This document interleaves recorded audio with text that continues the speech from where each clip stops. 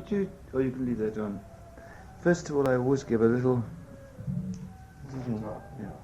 talk on the initiation for those who take it these days, and you can take the tape away with you.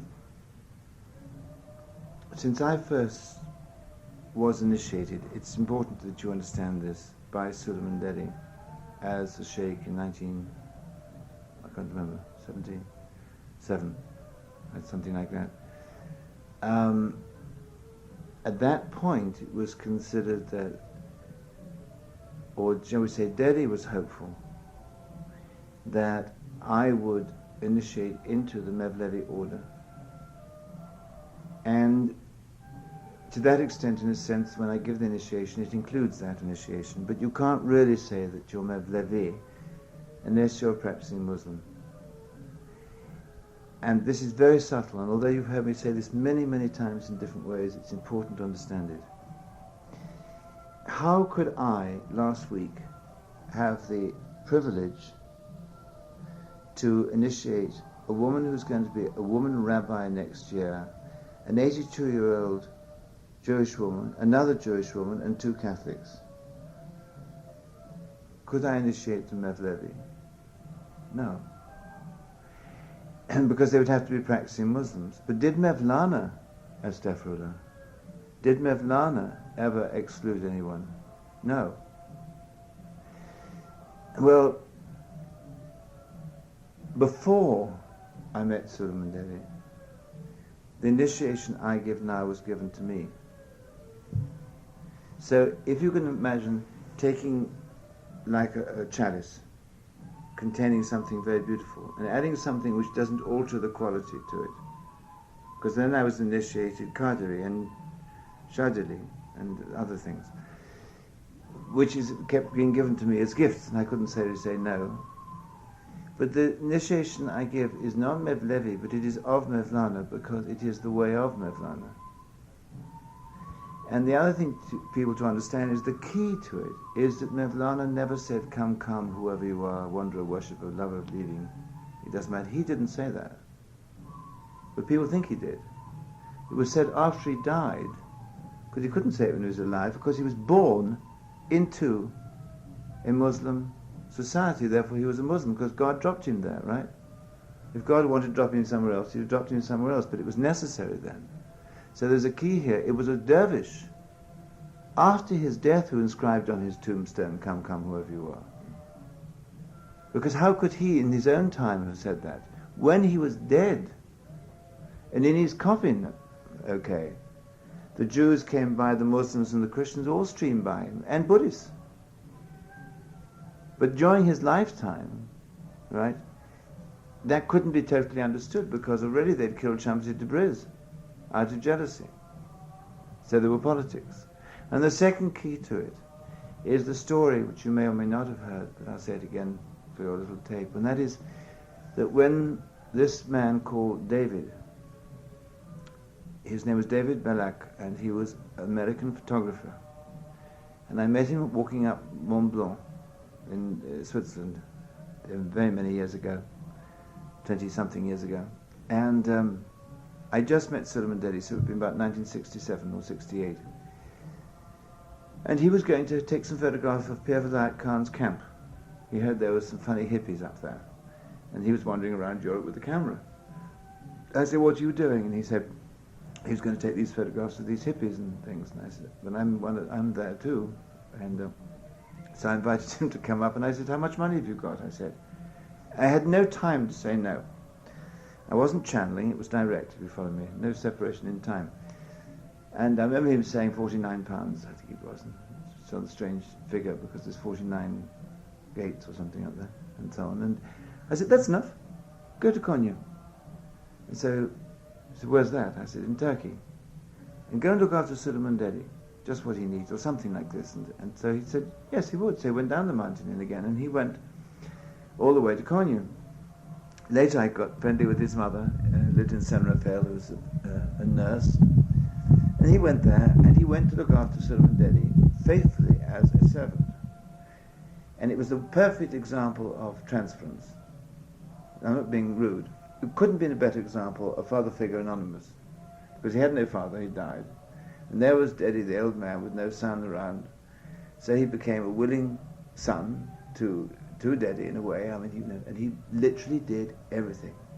Lived there, and he was there for 2 years on and off, coming from a totally different background. And he learnt the turn, and he prayed, and he did this, and he went to the mosque every morning, and he did everything. And I know David very well, Dawood, everything just as it ought to be. He's one of those, you know.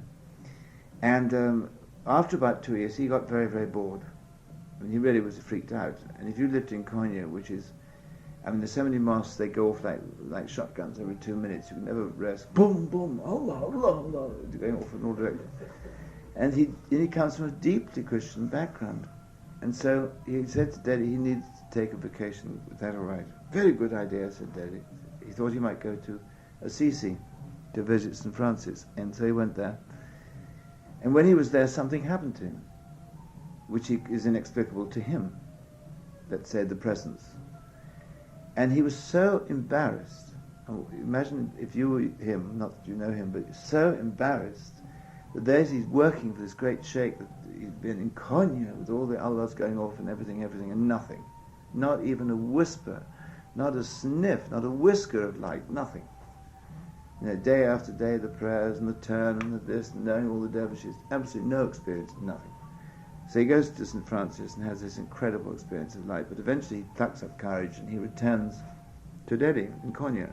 And he says, Dedi, this happens. So Dedi said, chuck yourself, very good. He said, and had to explain the whole details, precisely what happened, and so he explained them all, and they said, chuck yourself, very, very good. And then with the little wink that Dedi only could give, said, perhaps, he said, Francis and Mevlana were the same person. And they didn't understand it. But if you look at the message of St. Francis, who was a very good spiritual hippie, and if you look at the message of Mevlana, once he became Mevlana after the scholar, after Shamsi Tabriz came, love, compassion, and service are the 3 key words of St. Francis. And St. Francis would have left, as you probably know the story from the film, would have actually left the Pope and all that business. But because he was a Catholic, he went back, do you remember, to apologize? Remember the story? He literally went back to apologize for being a spiritual hippie, because he was preaching service and not form. Mevlana never preached form. But he went back because he was a Catholic, and had to, and Catholic means universal. And they also said that Mevlana and Francis met. The important thing is it was at the same time. So the sacred impulse, as it's called, was working on the face of the waters of the earth at that time. Francis had to be born a Christian because somebody had to be at that time with the same impulse, and Rumi had to be born into Balkan, Afghanistan, and then traveled to Konya. And I thought that was a significant thing to explain to people. Now, in the Jewish tradition, I'm not entirely certain what was happening at that time. Moses Maimonides was there during that time. Was he? Yeah. But it's the same time. So something was happening. Do you see what I'm saying? Now, there's also something called the Law of Octaves, or the Law of Seven, and 700 years later, which is now, approximately 700, almost identically, because Rumi died in 1273, right? I was initiated I went to Konya first, I think, in 1967, and that was when I was told to bring the turn to the West. In 1973, right? I have the letter from my teacher sent to me, given to me, to go to your country, to Canada and Mexico. And it was September 29th, so it was approximately 700 years ago. Anyway, it's an interesting phenomenon. But that's not really the end of the story. When Jalaluddin Chalabi last week gave permission, 2 weeks ago, officially for the women to do the turn in the West, this has really opened up the whole situation. And the other thing that's very important is that in May of last year, Hassan Dedi, who was a very old, wonderful man, he's 80-something, some of you may have read the little paper, I expect all of you have, if not you can get it, said that when you understand you are not Mevlevi, you are Mevlana, and left us with a riddle. Not Mevlanas. And there's something very significant in the inner meaning of that. So the Mevlevi order will undoubtedly continue, like many dervish orders will continue. But the cat, as they say, is out of the bag, so there's actually no need for it. I don't mind saying this sitting on the post, because I know what I'm saying. There is no need for any order anymore. They have become archaic, but they're holding on like grim death. When you see the example in Devorda of this enormous monastery, and there were 66 monks when we were there last year, and 65 when we left, one died, and now there's only 60. Another year there'll be 30, 40, and then there'll be none soon. Because nobody becomes monks and nuns much more anymore. A few, but only, There's no need, think of it, what was one of the purposes, do consider this carefully, what was one of the purposes of the Christian orders? Missionaries, right? And each of them had different principles. The Jesuits were teachers, the Dominicans were teachers and organizers, the Benedictines were this and so on. They had a different function within the whole. In the Dervish brotherhoods, there was the northern Sufis and the southern Sufis, and they each had different ways of going about things. Then Hazrat Nayat Khan appeared out of the blue, as it were, and started the Sufi order, which later was added of the West. And that was a Western, you could accuse it of being westernized, but I don't think you call it westernized. It was a Western order, Western language. But then, since that time, something else has happened. The word Sufi is too dangerous to use, except very rarely. Because whenever there is a sacred impulse coming in, which happened in the late 60s, right, immediately people grab onto the energy subconsciously. And in grabbing onto the energy, they then try and form something out of it. So, in the name of Sufism, an enormous amount of extremely strange things have been done and are indeed being done all over the world. You cannot say firewalking is Sufism, can you? No. You cannot say that drumming is Sufism. There's no such thing as Sufi healing. It's the most ridiculous expression you've ever heard. But yet there are Sufi healing groups. But out of the very expression of it, there's no such thing. There's only one healer, and that's God. You never say, I am a healer. You can say that you can manifest the healing force, of which there's many sorts. But Sufi healing, if you said Muslim or Islamic medical treatments or something, I mean, alternative treatments, that's one thing, but there's no such thing. So we now are asked, I'm suggesting that you do what Bülent said to me so many times. I said, well, what do we call ourselves? He said, just say we are people of the way. We are people of the way, if you're asked. And that's what I put on the little brochure of the Living School. Don't walk around saying it's a Sufi school, because it's not a Sufi school. It is in essence.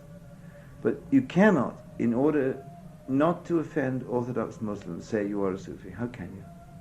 Over here in America it's different, but you travel, you go to Europe, you go to the Middle East, you can't say I'm a Sufi. How can you? Unless you're doing 5 prayers a day. A Muslim could not understand it. There's no way he or she could understand it, because it is the inner core of Islam and not the Sunni. Because the Sunni don't even have the word Sufi, only the other side. So you have to be careful. So in other words, we are pioneers. This is the other thing. And pioneers, or I sometimes say icebreakers, going like to the North Pole. And when we go ahead breaking the ice of form, cracking away the stagnation, we remember that the water is still cold, and so is the air. And so the ice can form behind us. If the ice forms behind us, we become locked in the flow of ice. And we're worse off than we were when we started. So, as it were, we have to keep the flow going. There are those who will come after us to keep it going. We must never feel exclusive. I had to talk to somebody in New York this morning about this, concerning another group which I was, as you know, deeply involved with in Scotland, which has just gone broke. What is going broke means? Something wrong with energy, isn't it? If God is the only provider, something funny in a spiritual group going broke. It seems a bit odd, doesn't it? To me, I think it's very odd. Well, if you ever find yourselves feeling exclusive as a group of people, or whatever, you're like that ship that has gone forward, cracking open, pioneering into the future, and then sitting there and say, here I am. And the ice forms behind you, and you're worse off because you're suddenly stuck and you've got to wait until some other icebreaker comes to catch up with you. It's a good picture to give. So in this time now, it has become very clear that the initiation I'm giving, I can give because I was given it to give. But in a way I had hoped, with wishful thinking or passing the buck as we sometimes say, to be able to give it to people to pass on to other people. And I realized in this last 4 months, no. And correctly, I've asked several wise people about this. I can't give it to anybody else to pass on as long as I'm alive. It would be completely incorrect. And every time I've tried to do it, funnily enough, it doesn't work. So I came to this conclusion very deeply. And I got a little reading that came out of the blue. This book was handed to me by the owner of the bookshop in the Ark. And it's written by a 9th century monk, but he was a very great Gnostic, and in the Celtic tradition. And it's about the inner meaning of Christ as a prophet, not just as his function as the head of so-called Christianity, which he didn't start. And it talks about John. It's all about the first 14 verses of John, I think it is. And I was talking to some people the other day, and I would suggest you don't talk about this in public, but meditate on the idea that, you know, John baptized Jesus. Without Shamsi Tabriz, Rumi would not have been Mevlana. Huh? Supposing this is a similar sacred energy, impulse, that I've been given to give you, and then look at the extraordinary story of who Balint was. He was the one who sent me off to the Celebi to get me initiated by Delhi eventually, and to the Hassan Shushut to be initiated to the Sun Moon, and somebody in this and this and this and this, to make this, what do you say the other day, distillation. So maybe it is the same thing, because now, what did Hassan Delhi say? He said, now when you understand, you will not be Mevlevi, you will be Mevlana. I'm not trying to read something into this, but this book was just dropped on me one day by the owner of the bookshop called the Ark, and he hadn't read it. And he'd had it dropped on his desk by the woman who buys the books and said, I think you should read this. And she hadn't read it either. Right? But it just said, the voice of Celtic, what's it called? The voice of the eagle, the heart of Celtic Christianity. And I thought this was appropriate to read something called The True Light. And it's number 7. And this is his commentary, the 9th century man, of the verse, the 7th verse, no, 10, sorry, the 17th verse of John, which was, that was the true light which lighteth every man that cometh into the world. What does cometh into the world mean? What are we to understand by every man that cometh into the world? Whence do human beings come into this world? Into what world do they come? And if those are meant who come into this world from the hidden folds of nature through generation in times and places, then what sort of illumination is possible for them in this life, where we are born but to die, grow but to decay, coagulate but to be dissolved again, falling from the restfulness of silent nature into the restlessness of bustling misery? Tell me, please, what kind of spiritual and true light there is for those procreated in a transitory and false life? Is not precisely this world a fit dwelling for those alienated from the true light? Is it not justly called the region of the shadow of death, the valley of tears, the abyss of ignorance, the earthly habitation that weighs down the human soul and expels the true beholding of the light from the inner eyes? The phrase, which lighteth every man that cometh into the world, cannot therefore refer to those who proceed from hidden seminal causes into corporeal species. Rather, it must refer to those who, by the spiritual regeneration through grace, which is given in baptism, enter the invisible world. It's like dying before you die, in a sense. Rejecting the birth according to the corruptible body, these choose the second birth, which is spiritual. They tread underfoot the world which is below, and ascend to the world which is above. Leaving behind the shadows of ignorance and death, they yearn for the light of wisdom and life. Ceasing to be children of human beings and beginning to be children of God, they leave behind them the world of vices, destroying these in themselves, holding before their mental eyes the world of virtues, longing with all their strength to ascend there. Thus, the true light illumines those who enter this world of virtue, not those who flee into the world of vices. And I have a feeling that that was written by a 9th century priest referring to John's baptism. So what? You cannot, give something that does not exist, because everything is. So what was given to Jesus to quicken that which already existed? And that's what I'm talking about tonight, so to really follow on to this talk. But that is what I feel you can have a sensible and intelligent confidence in what we have been given. I have been given, and I pass on to you. And I think you can consider it of this level, that something does quicken, spiritualize the heart, transforms the heart and spiritualizes activates the soul, which is in a dormant state to some extent. So I thought I'd just say that. It's been more and more clear to me in these last months, the importance, but not the exclusivity. There's nothing, it's never fall into the concern of being icebound. If we become icebound, we're caught by form.